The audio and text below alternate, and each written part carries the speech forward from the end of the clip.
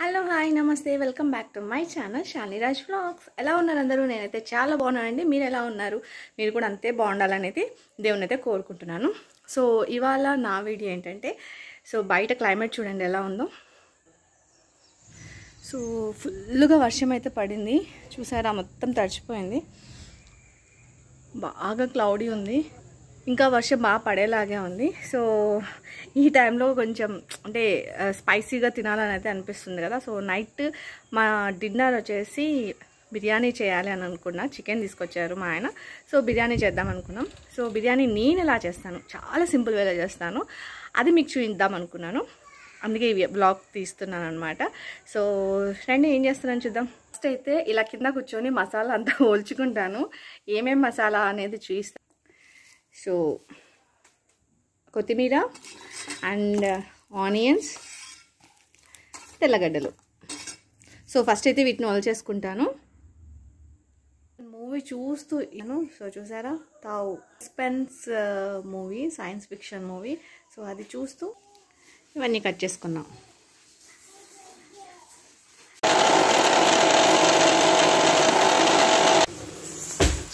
So ఇక్కడైతే అయిపోయాయండి fried onions, తీసేసుకుంటున్నా.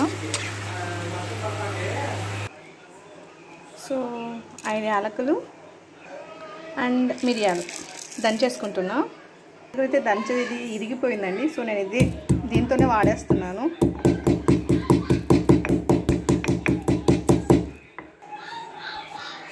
So అన్నీ కొనుక్కోలేం కదా, కొంచెం కొంచెం పోగానే. సో వాటితోనే పని జరిగించాలి, అందుకే దాంతోనే జరిగిస్తున్నాను. నేను ఇప్పుడైతే ఫ్రై కోసం పెట్టుకున్నానండి. ఈ కడాయి పెద్ద బాండీ లాంటిది ఇది. ఇందులో నేనైతే 2.5 దాకా ఆయిల్ వేసుకున్నాను. సో బిర్యానీకి కొంచెం ఎక్కువ పడుతుంది. సో మనం ఇక్కడ నెయ్యి కూడా వేసుకోవచ్చు. ఇందులో ఒక బిర్యానీ ఆకు, జస్ట్ ఒక చెక్క అండ్ కొంచెం షాజీరా అండ్ జీలకర్ర కూడా వేసుకోవచ్చు, మన ఇష్టం, అది ఆప్షనల్. నేనైతే వేయలేదు. అదే నేను ఇందాక దంచి పెట్టుకున్నాను కదా, సో మిరియాలు, ఏలకలు అవి కూడా వేసేసాను. కొంచెం ఫ్రై చేసుకోవాలి. ఇక్కడైతే అల్లం వెల్లుల్లి పేస్ట్ వేసుకుంటున్నానండి. ఇందాక మిక్సీ పట్టాను కదా, అదే వేసుకుంటున్నాను. సో కొంచెం ఎక్కువగానే వేసుకుంటున్నాను, ఎందుకంటే టేస్ట్ చాలా బాగుంటుంది అల్లం వెల్లుల్లి పేస్ట్ కొంచెం ఎక్కువగా పడితే. అండ్ కొంచెం పసుపు కూడా ఇప్పుడే వేసేసుకుంటున్నాను నేను. అండ్ ఇదేంటంటే చికెన్ నేను ముందే కడిగి పెట్టుకున్నాను, కొంచెం సేపు నానబెట్టాను, ఎందుకంటే చికెన్ అనేది చాలా సాఫ్ట్గా అవుతుంది, సో త్వరగా కుక్ అవుతుంది అనమాట. అందుకోసం నేను ముందుగానే వాటర్లో నానబెట్టేస్తాను కడిగేసి. అండ్ ఇప్పుడైతే నేను మొత్తం ఆ చికెన్ పీసెస్ అంతా వేసేసుకుంటున్నాను. వేసేసుకొని కొంచెంగా ఫ్రై చేసుకోవాలి, మరి ఎక్కువగా కాదు. జస్ట్ మసాలాలు మసాలాలు వేయడానికి బిఫోర్ ముందే మనం కొంచెం ఫ్రై లాగా చేసుకోవాలన్నమాట. సో ఇక్కడ చూసారుగా, ఇంత పెద్ద బాండ్లీ అయితే పెట్టుకున్నాను నేను. ఏం కావాలా ఇస్తా.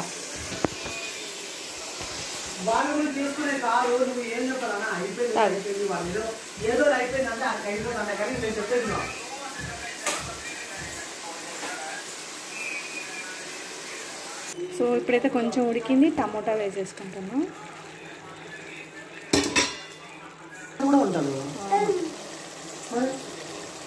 కారం 2 స్పూన్లు వేసుకుంటున్నానండి ఇక్కడ.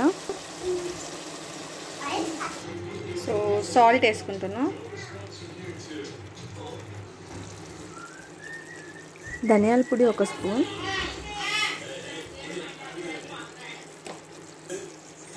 సో ఆచి చికెన్ మసాలా.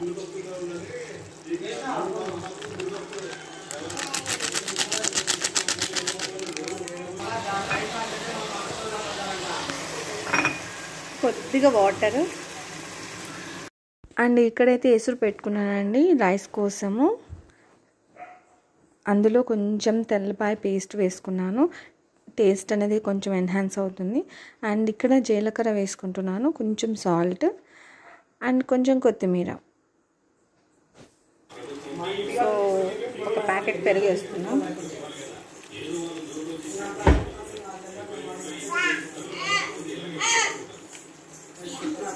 సో ఇందులోకి ఒక లెమన్ స్క్వీజ్.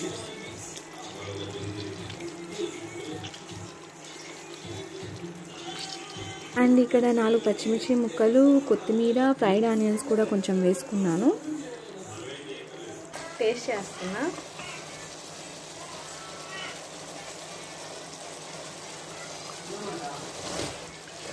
కారం, ఉప్పు అన్నీ సరిపోయాయి.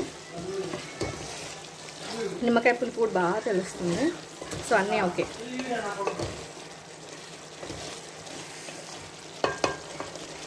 చూసారా, ఇది కొంచెం దగ్గర పడాలి బాగా.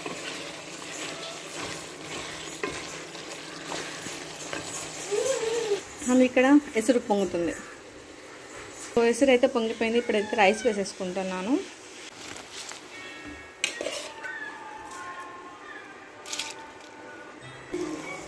సో వీడియో తీయడానికి అయితే నాకు ఎవరు లేరండి, నేనే వీడియో తీస్తూ చేస్తున్నాను కాబట్టి నేను రైస్ ఉంచడము అదంతా నేను షూట్ చేయలేదు. సో రైస్ మాత్రం 70% మాత్రమే కుక్ అవ్వాలండి, మిగిలింది దమ్ అవుతుంది కాబట్టి 70% మాత్రమే కుక్ అయ్యేలా చూసుకోండి.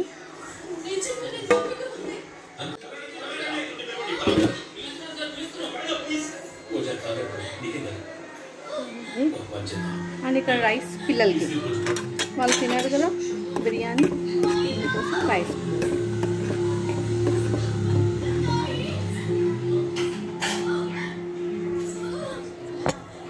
ఇదైతే పిల్లలకి పెరుగులో పెట్టేస్తున్నా.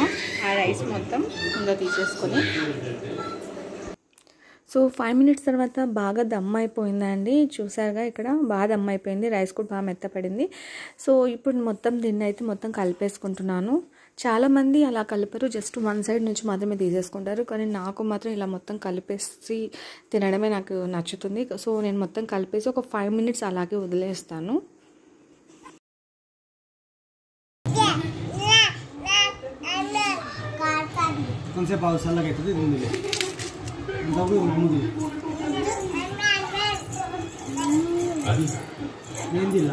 అది తెలుసా బైక్ చికెన్ కావాలంటే దీనికి కూడా చికెన్ పీస్ కావాలంటే లెగ్ పీస్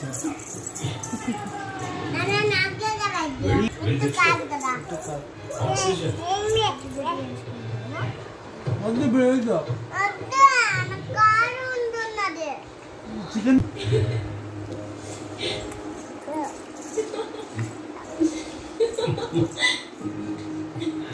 మారుతున్న జీవితం మధ్యలో ఈ రాయి ఇక్కడి నుంచి వచ్చింది.